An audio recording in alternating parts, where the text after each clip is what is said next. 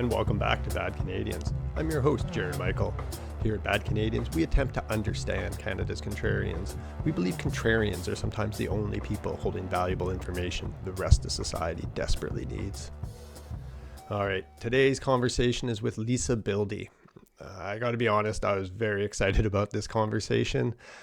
Lisa is one of the more active and courageous lawyers in Canada today. The last many years, she's taken on some of the biggest civil liberties and free speech cases.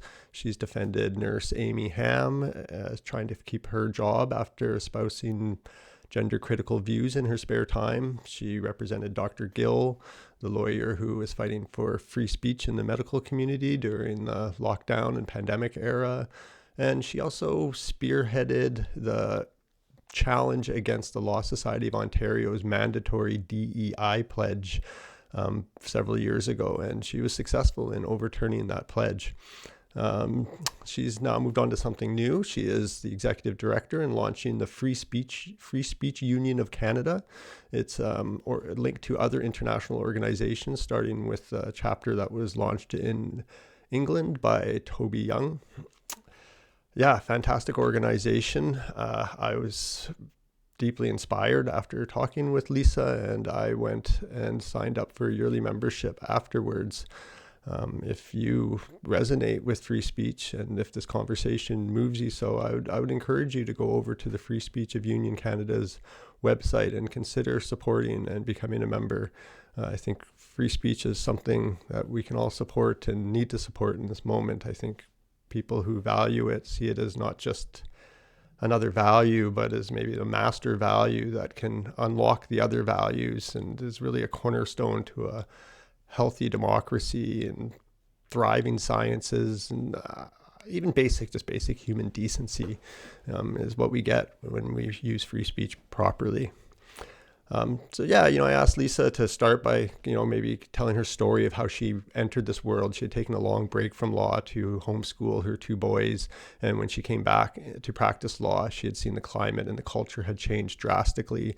And she kind of reacted accordingly, bravely to this. And so she kind of retells that story of how she kind of got pulled into this world and how she's ended up taking on these cases and becoming the executive director of the Free Speech Union of Canada.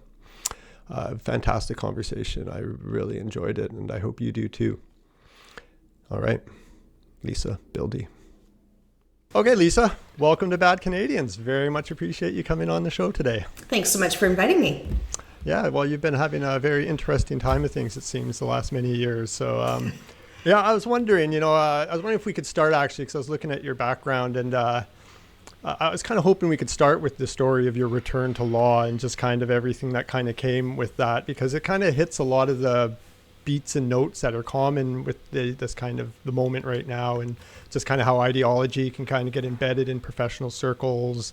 You kind of call the hamster wheel effect of once you're on that hamster wheel, maybe the difficulty in seeing the ideology or just seeing anything wrong. And then maybe even if you come to the conclusion that maybe things don't seem quite right, the difficulty on acting on that. And there's just a few little beats I liked about that. And I know there's a bit of a danger in rehashing these stories too much, because people who are familiar with you are probably familiar with this story. So, you can condense it as much as you like. But I also I'm trying to strike a balance between, with this podcast, I'd like to create a bit of an archive, because as much as we've been talking about this for years amongst our little circle, the reality is just there's still a wide swath of Canadians who have just not been exposed to these stories. And so, a little bit of patience on our part, I think maybe just kind of rehash these stories, because I'd like to create an archive of just of what's been happening in Canada, talk to the people who have been going through cancellations, been having their voices silenced, documenting them. And so there's a place where maybe I'm still hopeful that we can bring new people into the circle. And when people maybe snap out of that tribal mind and want to, return to free speech, or maybe give free speech a chance for the first time, that we can give them maybe a soft landing, a place where people can come to and maybe try to understand what it is their friends and other people in Canada have been talking about that they just haven't quite been picking up. So I'm trying to kind of strike a balance between, because there's an old adage that you can't really appreciate a solution. And I know you're very solution oriented. And so I want to get into the solutions for sure. But there's just, there's that adage, you just can't really appreciate a solution unless you appreciate the problem it's solving. And I think part of the problem right now is people don't see the problem and they don't understand the problem. And, some people just think we're doing free speech already, and others are like, oh, I don't really care about free speech as much anymore. And so, I was hoping maybe we could just kind of, start however much you like to maybe kind of just tell that story about how you kind of came into this world and that return to law. Well, if you don't mind, I might just take it back a tiny bit further, just to far give as you like. Yeah. So I was born. No, I was just like a regular sort of lawyer, like most, just kind of worrying about getting through my client load and getting to court, and it was personal injury and family law, and nothing too exciting, just very much on that hamster wheel. And then I had some kids, and my paradigm shifted from aggressive trial lawyer to stay-at-home mom, which was kind of a weird thing. So I became kind of a weird professional, fairly early on, because not many people just kind of quit their jobs and stayed home. But then I also homeschooled, and I think that was what really made me weird. And by weird, I just mean, not on that hamster wheel, and starting to look at things a little bit differently, like the way that my social circle was doing things is not how I did things. And by sort of stepping out of that sort of lifestyle that most of my peers were living, I think it freed me up to look at a lot of things a lot more critically. And so then I was homeschooling my sons for a number of years, like 9 years. I think I was home for a total of 17, which is a long time to step away from your career. Did the ideology play into you wanting to homeschool your kids, or was that a whole other different, were you already aware enough that's, because a lot of people are homeschooling their kids today because they're not happy with what's happening in the public school system. Was that factored into your decision, or was No, it really wasn't factored in at all, because it wasn't an issue so much then. I mean, so my kids were born in the, early turn of the century, and it wasn't so bad. I didn't know anybody who homeschooled. We weren't doing it for religious reasons. We weren't doing it for ideological reasons. My kids were really curious learners, and it seemed like school was getting in the way of the learning. It was for academic reasons. They had so many interests and so many projects and so much intensity about their learning, and I could just see it dripping away at school, as they had to do stuff that wasn't passion igniting for them. So I brought them home. They had started school, and then it was time for me to go back then. And I managed to convince my husband that it would be okay if we tried this at least for a year. And then for the reasons that you start, you add many more reasons for staying with it, is what we found. And the kids really thrive with that. They're adults now, and they both look back very fondly on those years. One of the things that I wanted to do, well, I mean, I'm a bit of a type A. I'm a high achiever, and so I probably did homeschooling at a level that might be a bit ridiculous to some people, but we had tons of competitions. I built a whole curriculum around a history spine. So we were going to study the chronology of human history. Actually, they wanted to start with dinosaurs, so we did that for the first year because they already knew all about dinosaurs, and they weren't really interested in people at that point. But I eventually got them on to human history. And I wanted to do it chronologically because I remember from my own education, and this does tie into our culture war story, by the way, I will bring it around. But I remember learning it in a very piecemeal fashion in school. You get the Egyptians one year and the pioneers the next, and you don't really appreciate how the ebbs and flows of humanity really, really progressed, and the greatness of humanity, and the absolute horrible periods of time that some of our forebears went through. So I wanted to do it chronologically, and I learned a lot myself homeschooling. I feel like I got the education I didn't have when I went through it the first time. So I really found it fascinating. We did a lot of philosophy discussions. When the kids got a bit older, I would have teen groups over at our house every couple of weeks, and we would have like a book club. We would study various thinkers. I mean, we did a lot of things like Man's Search for Meaning and the Communist Manifesto. We even did, we covered, not because I was trying to make them communists, but quite the opposite. Give them an education, yeah. Anyway, they learned a lot, and we did a lot. And So I was kind of already looking at education through a different lens and really kind of questioning our institutional approach to that, because I could see kids from all sorts of backgrounds. By the way, the demographic for homeschooling was very mixed. Kids from all sorts of walks of life, from rich to poor to, families with 10 kids to families with one. All ages, we really had quite a nice demographic, and for learning about other people's lifestyles. But what I found was that most of these kids were very, very curious when you engaged them properly and really wanted to learn. And so I have anyway, that led me to thinking very differently about what we do in our school system. Okay, so I'm now a contrarian because of that. So that's my lead in. All this resonates really deep with me, by the way, because I think you don't see what you fixed. You don't know how your kids would have turned out if you hadn't intervened, because school killed my love of learning. The same thing happened to my son. Curious out the yin yang. School just killed that for him, and he ended up being homeschooled by his grandpa through high school. And then now that love of learning has come back. But oh, good. Yeah, who knows what you just saved there, but good on you. Anyways. Yeah, and you don't know, because you can't run a comparable experiment and have one. Well, I guess you could have one kid in, but the kids are different too, right? So you can't really compare. It's apples to oranges. Anyway, they're doing fine. But so that is the segue. And so in the last number of years, I had outsourced a lot. Like, I wasn't doing a lot of hands-on teaching towards the later years. They had instructors that I pulled together from different places. So I had a lot of free time. And relatively, I compared to practicing law. So I did get to start sort of paying attention to what was going on in the world around us a little bit more than people who might have a day job who were having to really, focus on paying the bills. So it's a bit of a luxury, but it was also a way of really kind of sort of seeing how it was progressing as time went on. We also had some, probably in the 2012 to 2015 era, I became familiar, and I won't get into the story, with a cluster B personality disorder in somebody with a borderline personality disorder. And I was really starting to look around going, holy cow, like, I see these traits in all of society.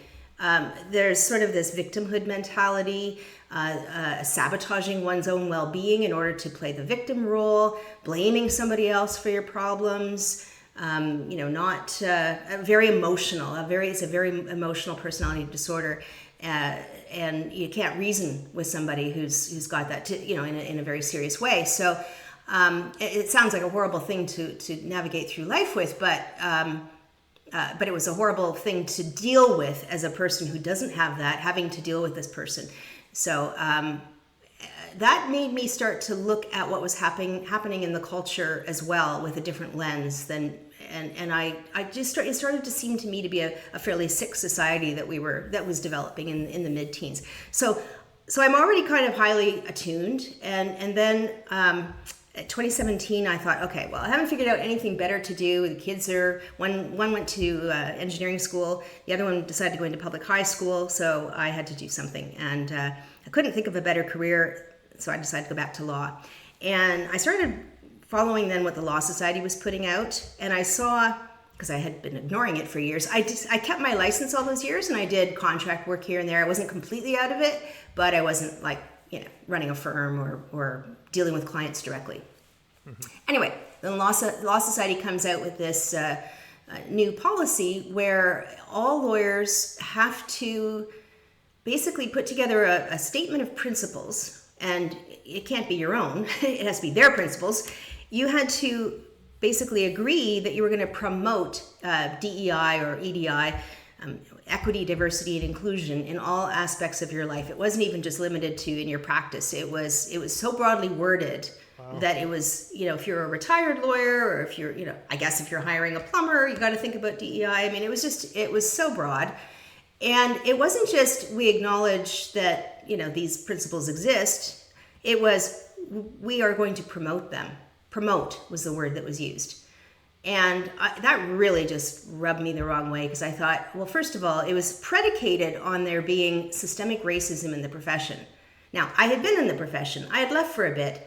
it's like you're a frog that's sort of out of the pot for a while, and you come back and stick your toe in, and it's like, oh my gosh, did it ever get hot in here?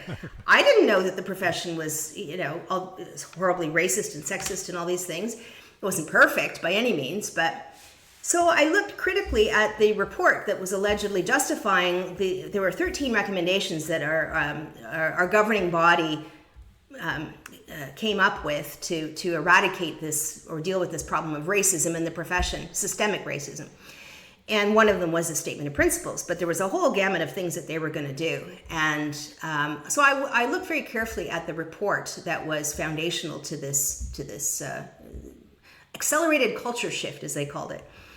And wow, I mean, for a bunch of lawyers who are supposed to be in the business of evidence, I was not impressed. I was not impressed with what they had put forward as their compelling case for this. There was a few anecdotes here and there, but it wasn't very impressive. And then to sort of crystallize or affirm my view that this was really not what it appeared, after they passed all of these recommendations, they immediately then voted to extend these same recommendations to all equity-seeking groups. And I'm like, okay, well, so where's the report? First of all, who are these equity-seeking groups? I mean, are we going to define them? This is a legal profession. At some point, is there going to be some group that wants to have access to the profession that it's not defined, that doesn't qualify otherwise? Like where do you draw the line? And by the way, where's the report showing that all these other equity-seeking groups are being discriminated against or being badly treated in the profession, that they deserve to have this special treatment? So anyway, I could see it for what it was because I had sort of been paying attention. And although they called it equality, diversity, and inclusion, their definition on their website made it very clear they were talking about substantive equality, meaning equality of outcome, which is actually equity. Right, They were calling it equality at that point? They were. Are they still calling it equality, or is it shifted to equity at this point? I hear equity more. I'm not sure what the website says anymore, but I do hear, the people pushing this talking about equity now. It's been a while since I've heard equality. I only hear equity these days, it seems. Yeah. Yeah, and what they don't seem to, well, some of them obviously get it because they're pushing this, but the average person hears the word equality and they think, how can you possibly be opposed to that? What's your problem? Like, why are you some sort of bigot? You don't think these people should have equality?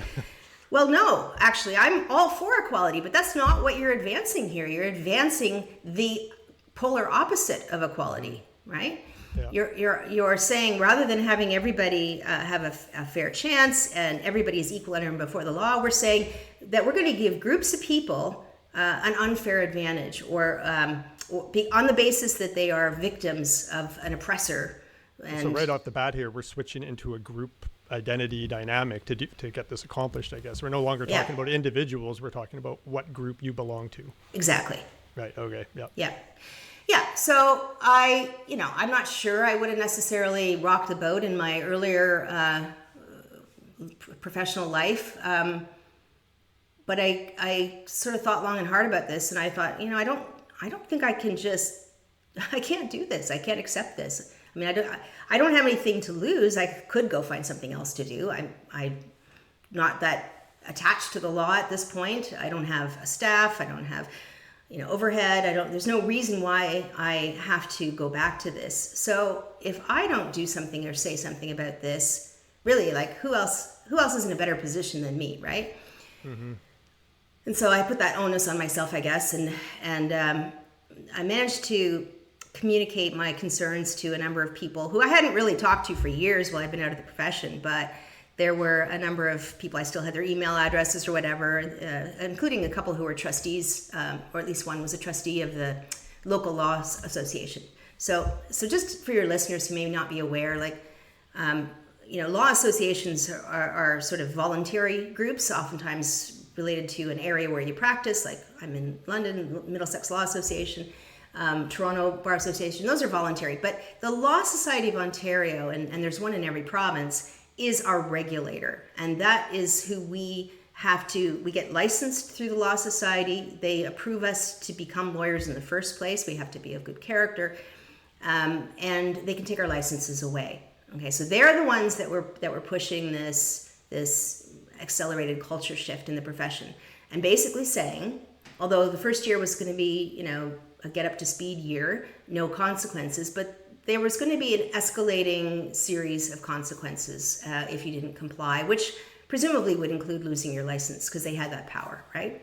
Okay. So anyway, so through our local bar association, voluntary group, I connected with people who, one of whom said, yeah, I'm concerned about this too. Let's have a meeting. The thing had already been passed by the Law Society, but it was done in a way that I don't think there was much consultation or people paying attention. So kind of after the fact now, people are waking up to this a bit. So we had a meeting. I put my hand up and I had prepared some remarks about this, about my concerns. And a number of other lawyers came up to me afterwards and said, yeah, I agree with you. And okay, so now I'm going to condense the story because I don't want to belabor it too much. But we basically, we put up a website. We tried to educate the rest of the profession as to what this meant.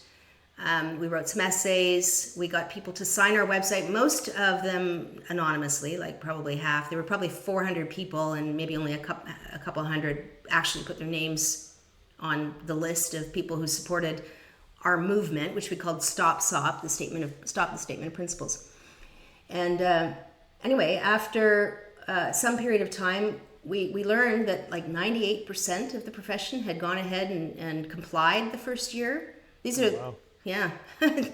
These are the defenders of liberty, the legal profession, right? The ones who are supposed to. Is that the hamster wheel effect, where is there, as a lawyer, do you just have to kind of sign these kind of things periodically of just generic or is this a new thing that would have been like, what is this thing I'm signing?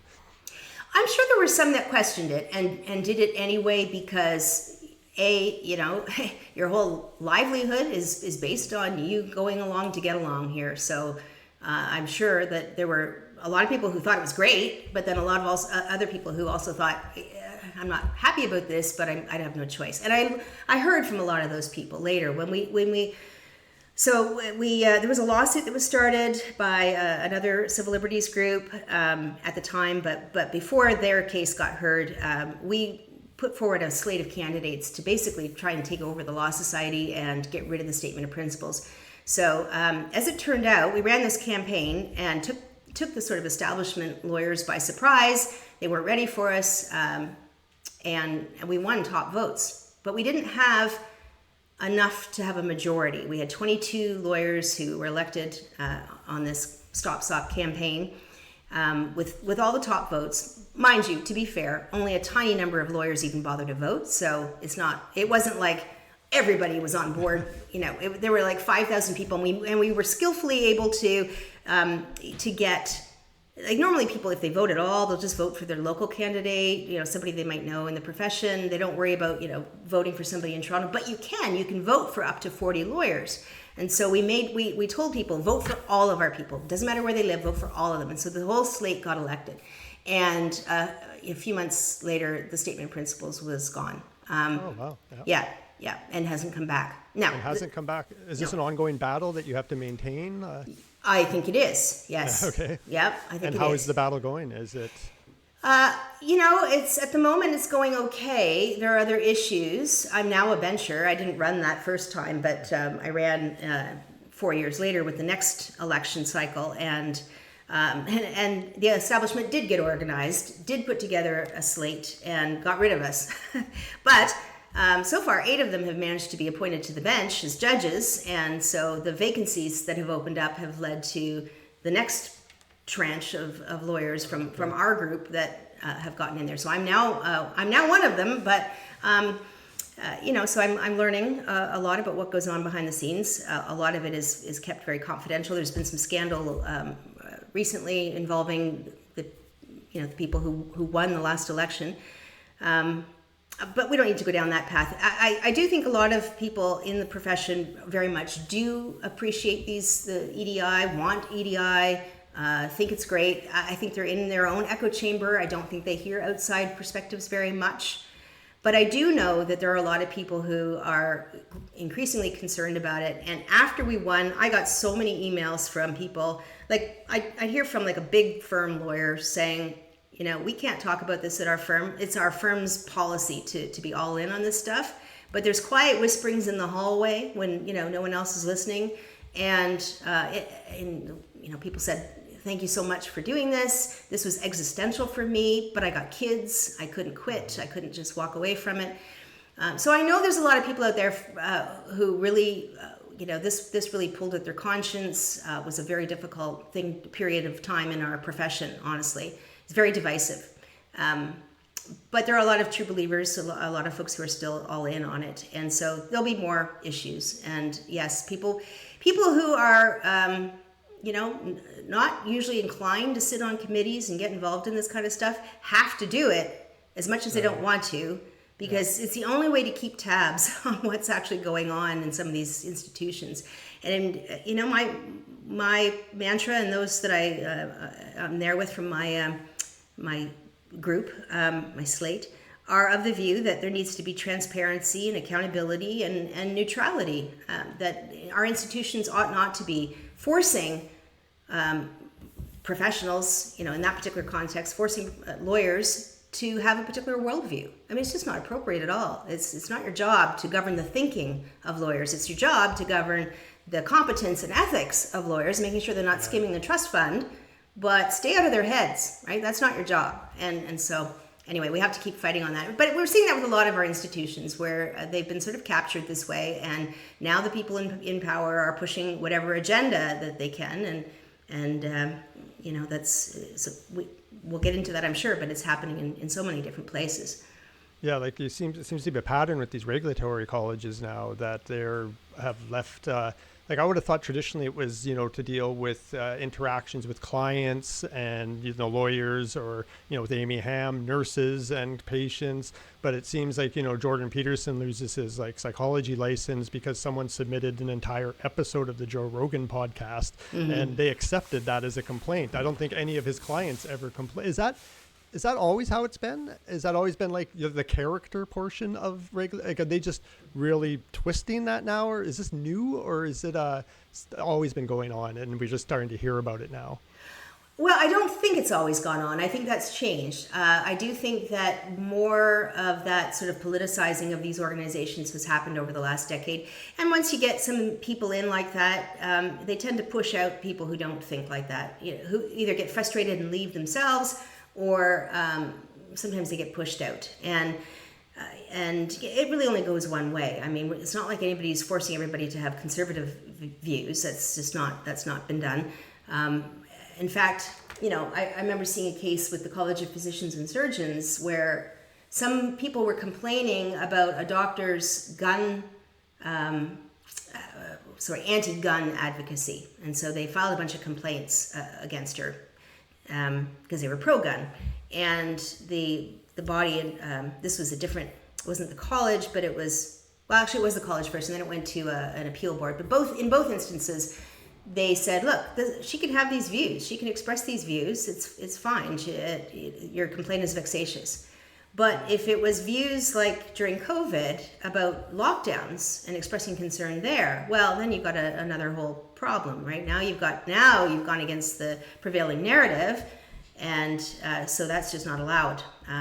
So I think it's fairly recent, but it's seemingly happening everywhere, and I believe that it's happening a lot more than we know it is happening, because I have seen cases myself where people have just said, look, I'm just going to sign an undertaking, I'm going to put my account on private, I'm going to promise not to speak about these kinds of things again, I'll take my 1 month suspension or whatever, and nobody knows about it.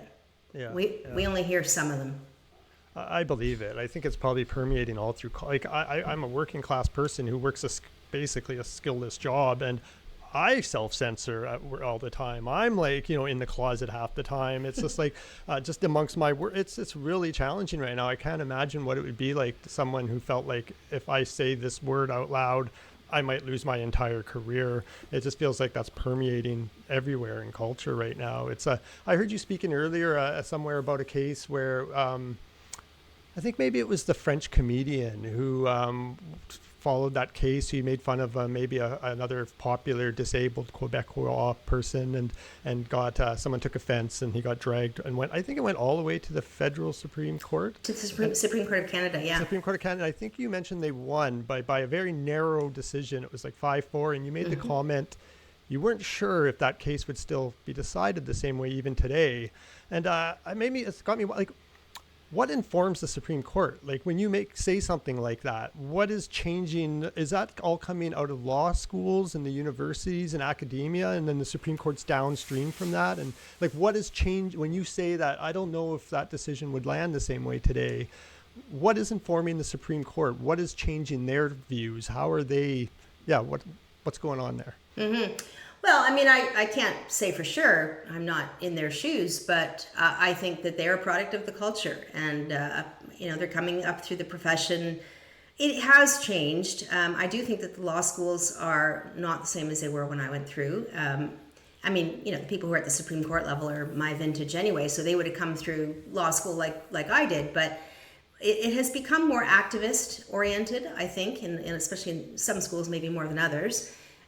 We're training young lawyers to be activists rather than advocates, which I think there's an appreciable difference. We're seeing it in journalism school too, by the way, and that feeds in, because these are all parts of the culture, and the judges are a product of the culture, and I think a lot of people have bought into all of this stuff.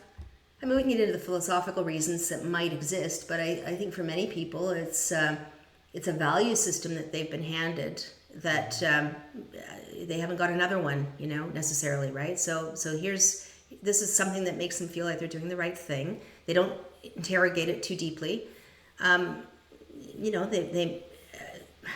other thing that we have to bear in mind is that although we say that our courts are not, we don't elect our judges. We don't have right-wing judges and left-wing judges in the way that the Americans do.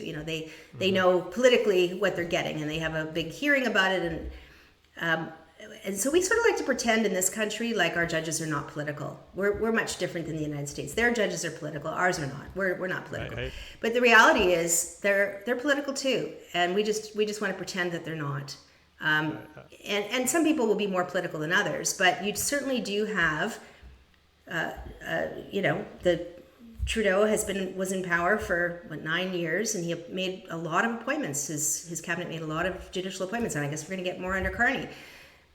They're not picking conservatives; they're just not. Okay, so they're picking people who share their worldview. Again, not all of them are going to be ideologues, and we have some fantastic judges. So don't get me wrong, we really do. But they are a product of the culture, and they are appointed. The appointments process sort of lends itself to bringing in, more people who would sort of think that way. Right.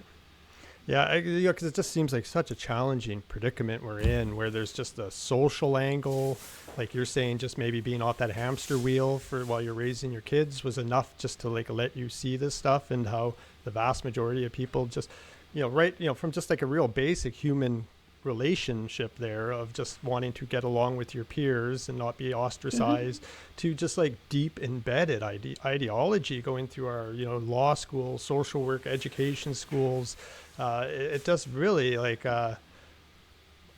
guess maybe we can talk about solutions here for a second, because it does really feel like a daunting task to how do we crack this nut? I guess is free speech kind of the one unifying principle we could kind of rally around, the idea that I might not agree with you on a whole other wide swath of issues, but we can come together on free speech. Is that I do really feel like my generation, our generation, and the generation after us, before us, really let the younger generation down here. A lot of the younger kids don't know what free speech looks like. They haven't been raised with it.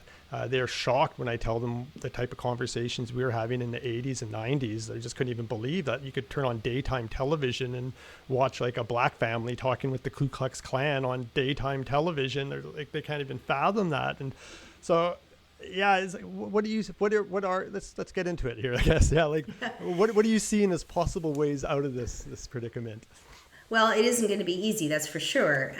This is not a recent thing, even though I sort of became aware of it in the 2010s. I think this has been building for a very long time, and other people who are smarter than me have kind of pointed it to, maybe an 80-year trajectory, they spotted it much sooner. These things just don't change well, they don't change overnight, but they can change fairly quickly. And let me explain what I mean by that. This is very much through the culture now, but it's also through the culture in a way that has gone so far now that we're being asked to basically accept and embrace things they just get more and more extreme all the time. Like there's no cultural guardrails. And so the further you go down some of these paths and the more outlandish things you are expected to believe, I do think that some people start to get some misgivings about that. And when somebody comes along with better ideas, at least this is my hope, those folks are not so committed that they couldn't start going another direction.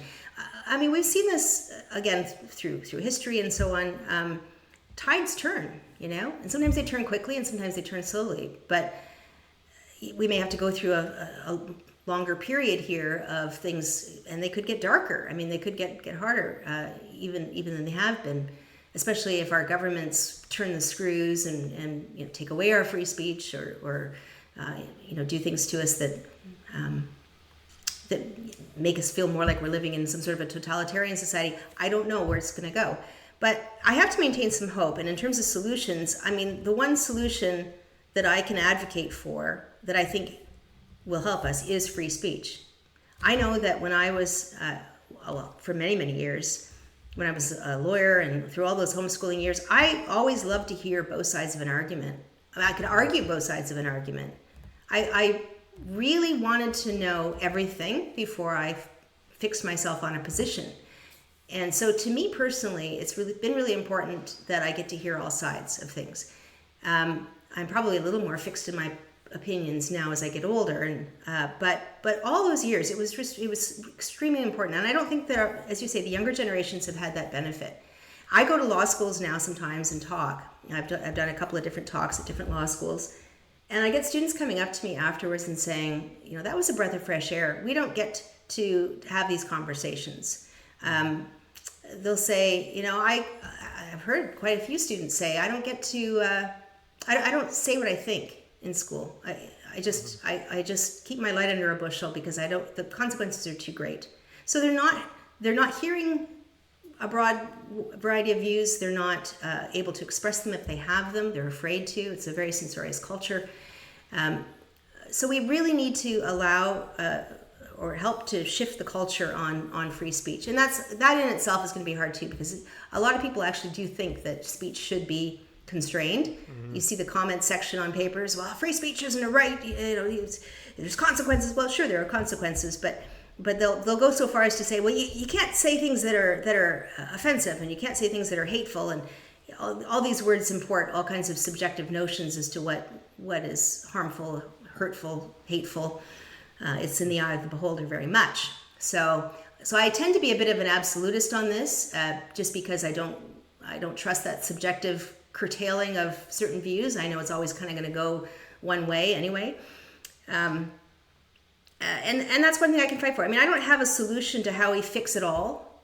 I just think that we can be a bit of a beacon for other people, keep a light shining in the dark if it gets darker. It felt very dark during COVID, by the way.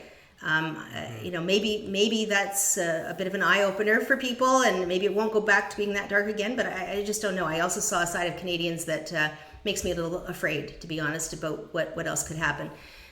But if we keep that beacon of light, we keep talking, we keep grounded in reality, we keep encouraging all sides to communicate, I think that's, it might be enough of a pressure release valve that we don't turn to bloodshed and violence to deal with our disputes. Yeah, I'm hoping. This is the old argument for free speech all the time. It's just, it's a beautiful notion. You can, it should be able to sell it. It's better than hunkering down in your tribe and not listening to anybody else and waiting for violence to break out. So I've heard you talk though also about twinning institutions and like parallel institutions, and a lot of the talks I've listened to were from maybe the Stop the SOP era and some other ones, but we've had the Trump administration win down south recently, and we've had the Liberals take a fourth term now in Canada. And wondering where your thoughts are on all this still. Are you still thinking like we need to build parallel institutions? And is that a way forward? And like, does your homeschooling, I was wondering if you didn't have a law background, I'm wondering if you would have like went off and started building a parallel charter school or something, does the homeschooling, did that get anything firing up in your brain about parallel education systems? Yeah, very much. And that's probably where that came from. I was kind of thinking probably along, I don't remember the context of that conversation, but I was probably thinking about education because I feel like we're putting, well, one of the problems is that we're putting our kids into a place where they're learning only one thing. There's some very good teachers out there too, but I talk to a lot of teachers and a lot of administrators who probably think more like us, who also cannot talk. They can't say what they think. They can't tell the kids. They can't even teach certain things, and have to teach other things that they feel very strongly against in their classrooms. And it's a very unpleasant environment for a lot of conscientious teachers out there right now. But there are a lot of them who are very much activists, and they're there to raise little revolutionaries in their classrooms. And so having another alternative for students, not everybody can homeschool. I mean, I think everybody could, or most people, but not everyone is, inclined to it or feels that they can or can spare having one parent home. So there probably should be a way to have a sort of free education that is not an indoctrination factory, or at least not of the kind that we're used to. So that's probably what I was thinking about parallel institutions, because once you get the kids in that very critical identity forming period of time, it's very difficult to undo that damage. Yeah, it's a bit of an indoctrination, I guess, at that point. Yeah. But what I can see parallel education systems, but how do we deal with like a court system? I don't know how you could. Honestly, you might be able to do something like with professional regulators and go back to having some sort of guilds where people can choose, which regulated professional group do you want to deal with. But I don't think that's going to happen easily either. I mean, I have to be practical about this too, and maybe that was a dreamier conversation about kind of stepping off the beaten path for everything, but it's not easily done. I know that there's people talking about setting up local communities, but the reality is, it's nice to dream, but the practical reality is these are going to be very hard to do, and our governments are not going to let us get away with too much, right? They're still in charge. Well, I guess ideally we would still come together as one would be the ideal solution. Like I just feel like just the fact that we have an education system that's mandatory for kids to go to in our country, whether it's through homeschooling or public, you do have to educate your child. And it feels like if we could get the education system back into the hands of reasonable, sane people again, it just seems like such an opportunity to, like, I imagine the education you gave your boys compared to the education the average person gets through the education system. We could be teaching critical race theory, we could be teaching cognitive behavioral therapy, like those basic concepts. We could be teaching critical thinking. So like, what you said, like, I like to hear multiple, perspectives before I make that should just be that should be your starting point. That should, you should never watch a documentary and go off and join the cause. You should watch a documentary and then go read the counter argument and then start thinking about it. Like, that should just be this, like, if we're talking critical thinking, that's just the beginning of critical thinking. It shouldn't be controversial to do that. Like, and so as we have an education system, why can't we be teaching critical thinking, like proper critical thinking through K to 12? Why can't we, be, teaching civics? Why can't we bring civics back and teach you how civics work, civic responsibility? My dad wrote his bit of a memoir. He actually had this thing where his granddaughter once a week for a year sent him a question, and then he'd answer it. And we turned it into a book, a hardcover book, and it ended up being a bit of a story of his life. And I couldn't, so many times reading it, I just couldn't believe the way that generation was raised compared to today, where he just when he found my mom and they got married, and he'd talk about once they got, once he could take care of himself, he was ready to be in a marriage. And once they could take care of each other, they're ready for kids. And once the family was stable, the next logical thing was to reach out to the community and see what you could do for the community and how you could participate. And I think that was just ingrained in him. It was just the way he would speak like that. And that's just gone. Like there's just, I've watched the work culture in the time, like I'm 50 years old, and I've watched the work culture flip from like, let's get it done, to what's in it for me. Like, it's just a real 180 of like, just, And so why can't we use the education system to reinvigorate our culture? Well, is it just because it's being run by radicals? That's right now. It's currently being run by radicals. And that's I think that's a big part of it. Honestly, we've spent a lot of time, and it's become the norm now to deconstruct, to destroy, to take down. We have tall poppy syndrome. We cut everybody off at the knees who's reaching for the stars. And that's our culture now in our education system, especially in the bigger school boards, like the Toronto District School Board, for example. I've seen a lot of their stuff. They're all about equity. They're all about, there's no discipline for the kids. Everybody's got to be chopped down to the same level. They're getting rid of some of their, their gifted program and their music programs and things like that. There's their parents protesting it. Well, maybe not getting rid of the programs, but they're making it so you don't have to get in on merit. You can get in on lottery, right? So, anyways, that kind of thinking has permeated for so long. We're not raising people to be statesmen. We're not raising people to stand on the shoulders of the people who came before them. We're raising them to tear those people down, and to. It's just we're feeding the worst, most base instincts that humans have, and their envy, their sense of envy and entitlement, and yeah, exactly. That's what we're doing, and then we wonder why everything's falling apart. Well, that earlier generation probably was taught those kinds of values, that this is what this is what a good life looks like, right? And that can look different for different people, but that's not even presented anymore, I don't think. And one of the things I liked about homeschooling,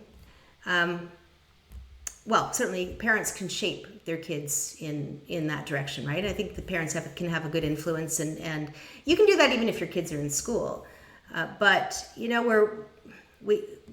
the community was such that there were a lot of adults around. Your primary care is in your home, and so everybody has to have responsibilities in the home to keep it working properly, and but then you're out interacting with people from all different age groups, and you're meeting people in the community, and somebody knows somebody, their neighbor has a garage where they fix cars, and would they like the kids to learn about cars? Okay, so now we're all going to go and learn about how to fix a car, and you're drawing on the people in your community who have skills and knowledge, and building up relationships from across age groups. I mean, there's so much that's nice about that I wish more people did it, because I just think the way we're doing it is churning out kids who have, well, I mean, they're not, some kids are going to survive it just fine, but there's an awful lot of kids who are just being taught a lot of life lessons that are not going to serve them very well, and we're seeing it play out.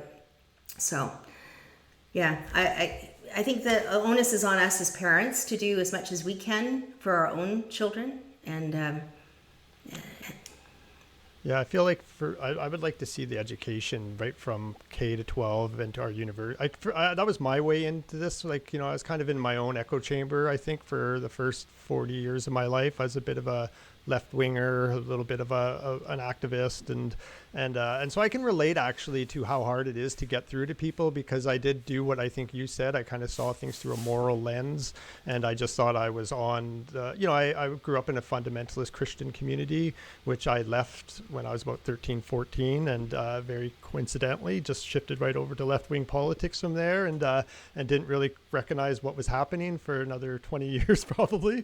And so I can relate to that, how hard it is. I think I can understand how hard it is to get through to these people, because I was one of those people, and you just feel like you're on the right side of history, and all these anti-racism. Well, what's the opposite of anti-racism? I'm on the right side here. It all just sounds so good, but But when I cracked, when I kind of that when I realized I was in an echo chamber, it was really that successor ideology. Like it was learning about Foucault and Derrida and going back and learning about what happened in the 60s and kind of that slow march through the institutions that kind of led to that faster march from 2010 on through the institutions. And I know there's lots of threads that come together all the time, but I can't help but feel like that is a massive thread, that just our knowledge generating machines have been turned into indoctrination factories. Right. And a bunch of Marxists who I think there's a lot of truth to what they talk about. Like, I think they're very good at analyzing power structures. And I think it's not a coincidence that this tiny minority of people have managed to seize power, because I think they accurately assessed where power laid. And I do think the Marxist lens is a really convenient lens to look things through. I always appreciated it as a branch of a tree, but I think the problem is it's been turned into the whole tree, but I think it actually is a really useful lens often if it's just part of a tree. But, and so I do think that they have, that power is, they seize that power. And I don't know how much we can change things until we get that back, until we can actually start generating knowledge again that's grounded in a pursuit of truth and not in a pursuit of power. It's yeah. Well, let me ask you how you started to come out of your echo chamber. Was there a precipitating event, or was it just Yeah, I think I grew up in pretty radical circles. Like I was pretty heavily influenced by radical feminism, oddly. I moved out to the West Coast and just kind of got embedded in circles that were kind of like fourth wave feminists. Like I was taught to not hold doors open for women because that's, I really believe there's no difference between men and women except for what was socialized into them, and I started to see things, I think in that feminist lens, I started to question things when the feminist movement gave up on women in the Middle East and women in other cultures. That was the first time I started going, why are we focusing on man spreading on subways when there's women living in bags over there right now? They can't leave the house unless an 8-year-old boy comes with them. And so that started a little bit of a what's going on here? But it was when Donald Trump won the 2016 election. And I think I was just as confused as everybody when that occurred. And I had a genuine interest in trying to figure out how that happened. I had the curiosity and I had the time. And so I started exploring, and very quickly right away, I wasn't happy with what I was coming up with. It was like, oh, we're way more racist than we thought. We're way more sexist. We're way more misogynist. And I grew up in Fort McMurray, Northern Alberta, 1980s, all the 1980s. I was in Fort McMurray. My mom is a woman of color. I was a visible minority growing up, although I kind of grew into my whiteness now. But no one thought I was white growing up. I was called the Indian kid, the Chinese kid. And so I know what it's like to be a visible minority. That's the way I grew up. And and so I just wasn't buying it. It didn't. I grew up in deep conservative country, and there might be some casual, ignorant racism but they're not frothing bigots that want to it just didn't check. And then I found out there were millions of people who voted for Obama twice and then voted for Donald Trump, and I was like, well, that's an interesting phenomenon. What happened there? And so what I realized one day is I need to go talk to the people who voted for Trump. All I'm doing is listening to CBC, listening to This American Life, listening to The Guardian, reading the New York Times. Everybody, I'm getting people who don't like Donald Trump are telling me why Donald Trump won the election. And so I figured, why don't I go talk to the people who voted for him? And so I did that just out of just to find the answers. I was genuinely just curious. And then that happened, and then I realized I was in an echo chamber. It was almost like I could feel it. I almost have this image of me just kind of popping out of this, because the moment I started talking to these people, I realized, holy, where have I been all that? And I started hearing good faith arguments that I hadn't heard in 40 years of my life. I just had never been exposed to them because I had just never let myself be exposed to them. You just subtly, in ways you don't notice, you just vet everything that comes your way, and so that was an eye-opener. And then I started to see there's actually really good reasons why people voted for Donald Trump. I started to see the radical left. That's when I saw the ideology, and once I saw it, it actually it strained my marriage. It was I was for a year or two, my foundations just collapsed from under, everything I thought I knew and my belief structure just collapsed from underneath me.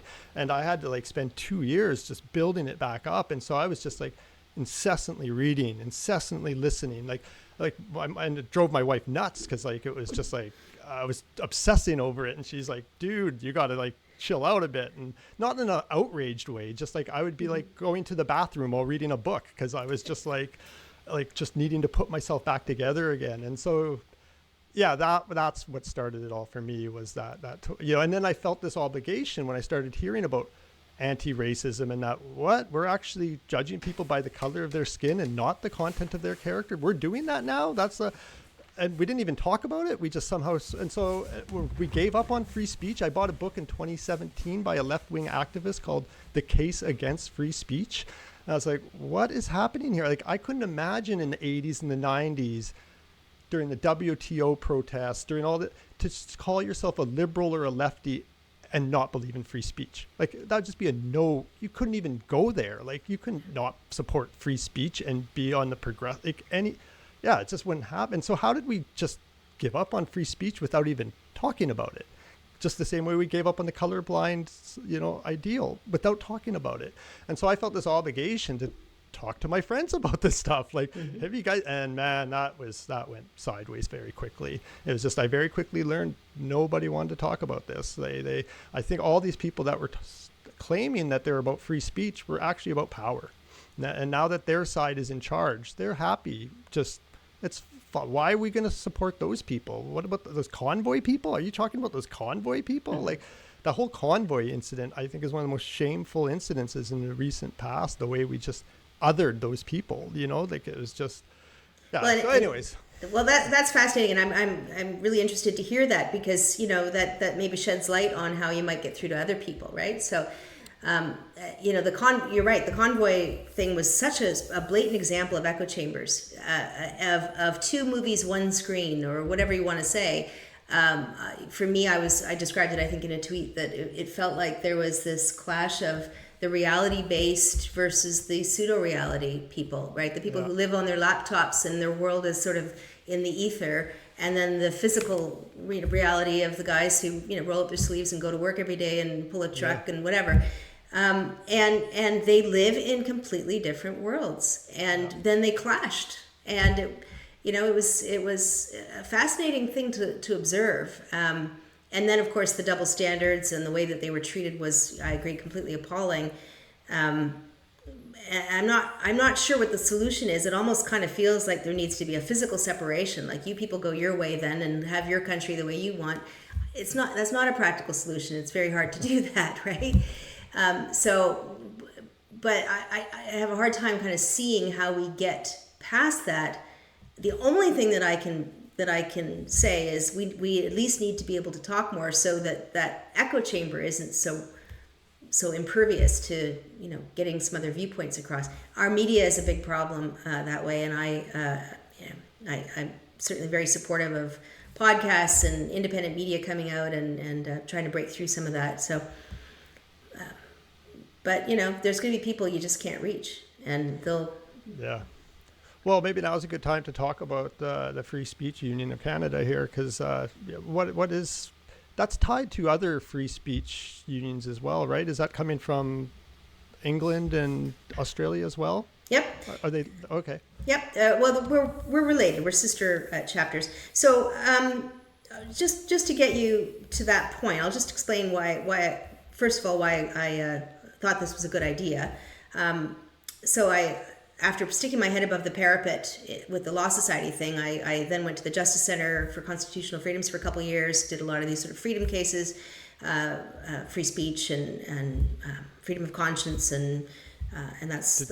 Did you want to mention any of those cases at all? So there was one with... it was actually a human rights tribunal case involving a little girl who was told in her class that there's no such thing as boys and girls.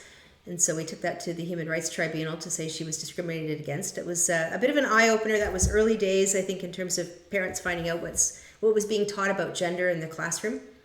I'd be curious to know how that went at the Oh, we hearing, lost. Right? That seems like the exact opposite case that's usually being brought to the. Yeah. Oh, yeah, we lost. That's But- a whole other topic. Is those Right. lower? So, I don't know. Yeah. Sometimes you bring those kinds of cases, though, to draw attention to Right, circumstances. Yeah. Yeah, there were. I mean, COVID hit fairly shortly after I arrived there, and so I took the Amy Hamm case, which you mentioned earlier, there. And then when I left the Justice Center after a couple of years, I took that case with me. They were kind enough to let me keep that file. And they continued to fund Amy's case. So I was her lawyer through that. That was very much a free speech case. Yeah. I took a number of cases so I left after a couple of years on very friendly terms, but I went on my own, and I started taking, at that point, a ton of COVID cases on mandates and lockdown harms and things like that. That just was a deluge for a while. Wrongful dismissal, you name it. But I kept that Amy Hamm case, which of course we just got a decision on a couple months ago, and we've now appealed it to the court. But the gender stuff is, that's a fascinating topic for a whole separate conversation. Yeah. But what I discovered, and so with COVID cases, I had some doctors who were being taken through disciplinary proceedings for things that they had said online about lockdowns and mandates and vaccine harms and things like that. And so those were free speech related. We needed somebody to pay for these cases because, they weren't necessarily going to result in a pile of money at the end. It's not like a personal injury case where someone has been injured. It's a question of how much, right? And the lawyer gets a cut. I mean, these are very different sorts of cases. There isn't necessarily a pot of gold at the end for anybody. In fact, more likely than not, you're going to lose in this current environment. Now, I don't believe that you shouldn't fight. I think you need to fight in order to, just keep the steamroller from rolling over us completely. I mean, you have to stand up, right? But people can't afford to have these battles. They get costly, and they're very difficult to go through. So, when Toby Young, he's now Lord Young in the United Kingdom, he's a journalist who started the Free Speech Union there about 5 years ago. He reached out, I think through a column actually, and said, are there any Canadians who want to start a free speech union in Canada? And my thinking was, look, there's a lot of these cases that aren't being fought. There's some excellent civil liberties groups in this country, but they can't do everything. And this is dedicated just to free speech. The other organizations have other mandates as well. And so I thought, okay, I'll get involved in that. And so a group of people responded. We collectively became the board of the new Free Speech Union of Canada. We've been setting it up for a number of months now, and we sort of did a soft launch in February, and there's lots more to come with it. But yeah, it's a member-based organization. So this is what we do for all the free speech unions across. There's 5 now in different parts of the world. Hoping to grow. We've set up a Free Speech Union International now because we recognize that a lot of the things that are happening in our countries are happening in other countries very similarly. It's almost like they're happening in lockstep. And so what are these global inputs that are making this happen? And where, can we advocate on a global scale as well, right? So we put together this Free Speech Union International, and all of us who are the executive directors of the 5 chapters are the directors of this. We have a CEO. And we're going to hopefully pull in more countries as well into our network. And we're looking not for the countries that never had free speech, but we're looking for the ones that had it and have been backsliding. And there's plenty of European countries you can think of that would fall into that category. So we have It's scary, yeah. It's scary, very. Some of the stuff that's happening right now, yeah. Yeah, it's very scary. And then we can sort of compare notes and collaborate and share best practices and so on. But the idea is each of these organizations is member-based. So we're not just getting donations from people. We're bringing people in to be partners with us as members to help fight together. It's a little bit of a different dynamic. It makes people, I hope, feel like they're part of something. And so our organization, they're all a little bit different depending on the legal environment and the cultural environment of the individual country.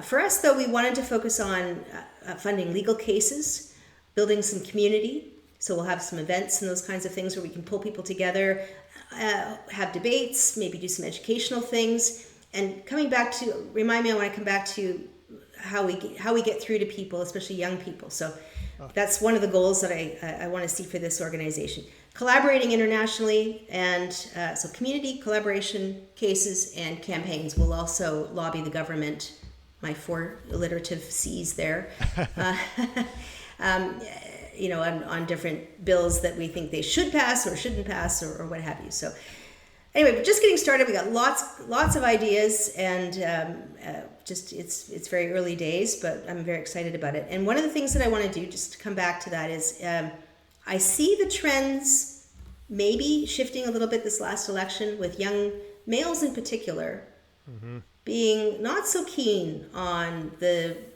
let's call it the regressive worldview that they've been under for their whole childhood. Well, let me ask you, did raising 2 boys, I have a son myself, he's 27 now. Did that give you a window into, do you have any opinion? Like, there's been books written like The War on Boys. Like, did you see any of that while you're raising your boys? Oh, very much. And, fortunately we were able to not have a war on boys, because boys are very different. And I think boys get shortchanged, and they're sensitive creatures too, and they absorb things around them, and they take those messages very, very much internally. And I'd rather they had better messages about what it means to be a man, and and not be sort of vilified for who they are. Certainly during homeschooling, they were not sort of stuck at a desk. They were able to run around and catch butterflies and be boys, right? We did times tables, doing gallops around the room, because people can't sit still when they're little boys. But as they got older, we didn't experience it too badly. They certainly had lots of opportunities. I made sure that they had opportunities, but did you make it you more present to what's happening in the culture with men and boys? Yeah, I think so. I think so. I mean, I have stepsons as well, so I'm like the only female. There's five guys, my husband, and 4 boys. So I think maybe I am more sensitive to their particular experiences and needs.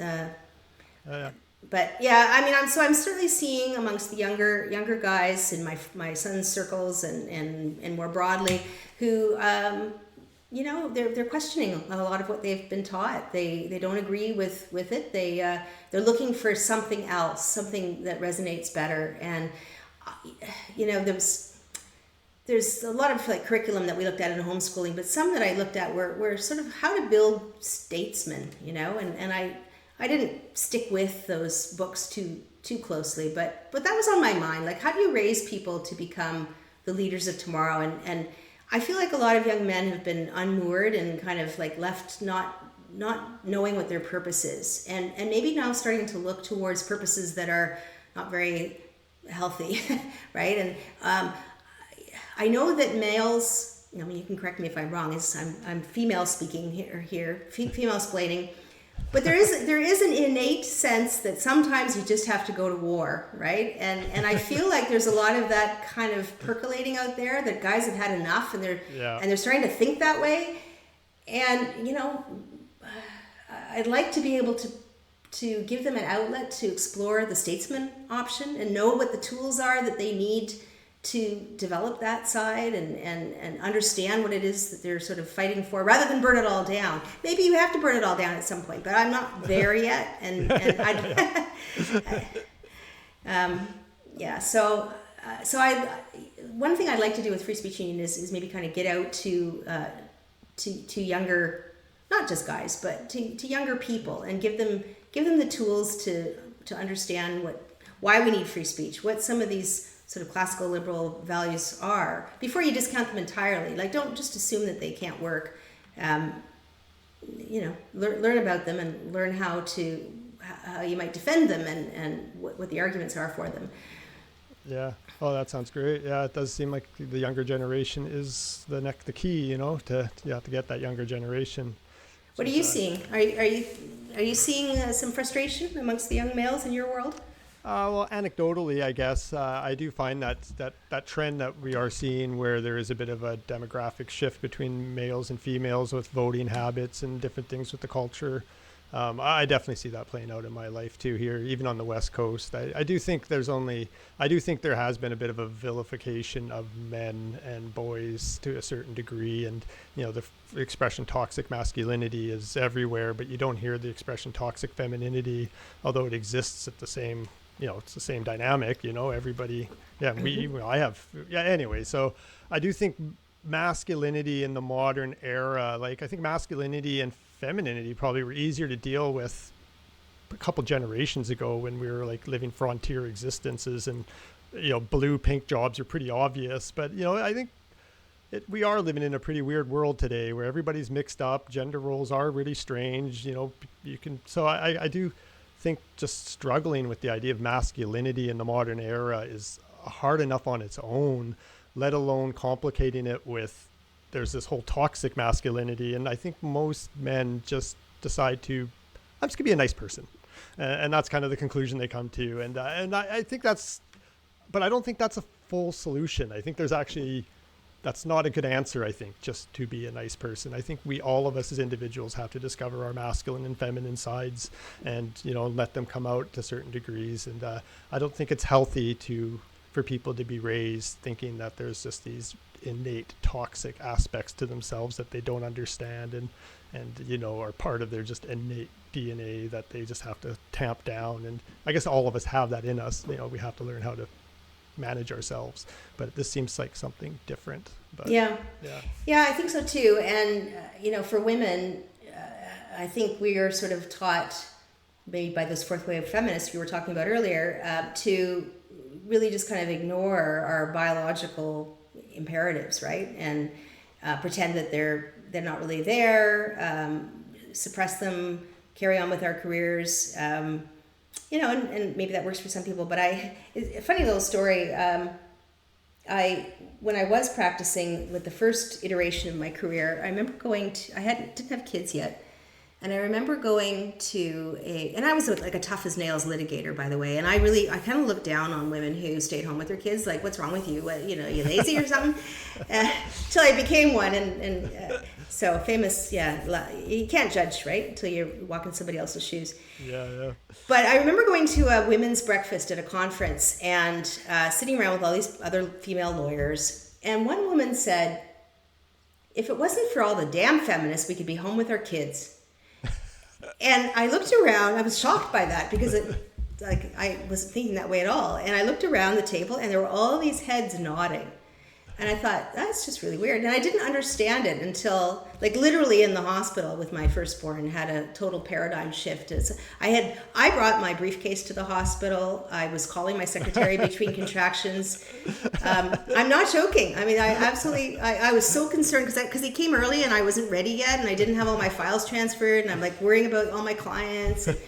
And then I had this kid and it's forget that, so.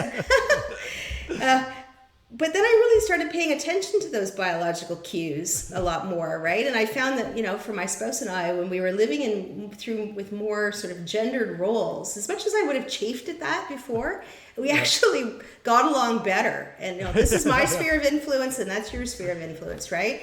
Yeah. And anyway, I don't have solutions on that front either, and I'm sure I'll rub people the wrong way by even suggesting it, but I think it's we've done ourselves a disservice by completely just divorcing ourselves from what makes us uniquely male and female, right?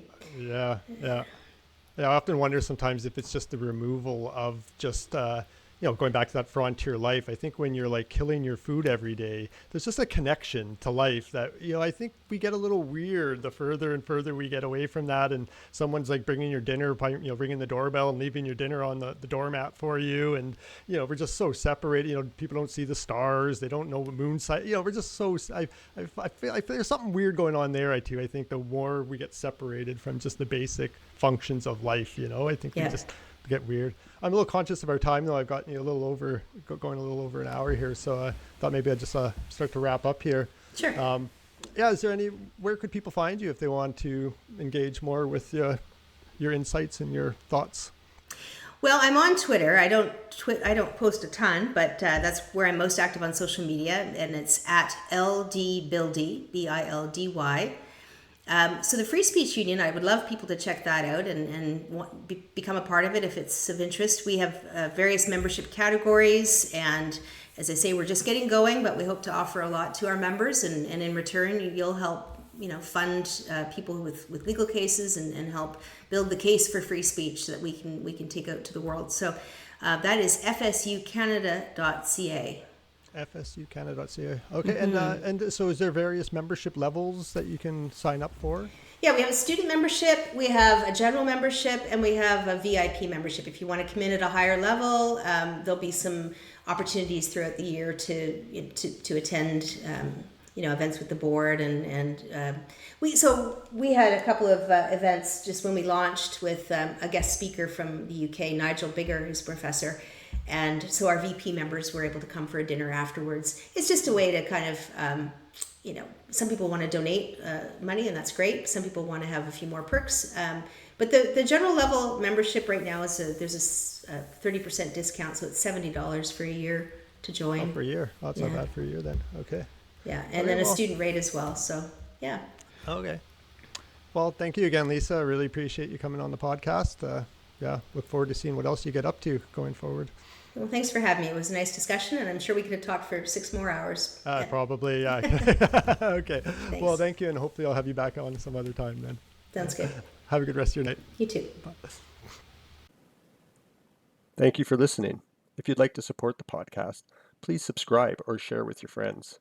Bad Canadians, Working Class Roots, A Free Speech Lens, and Canadian Contrarians.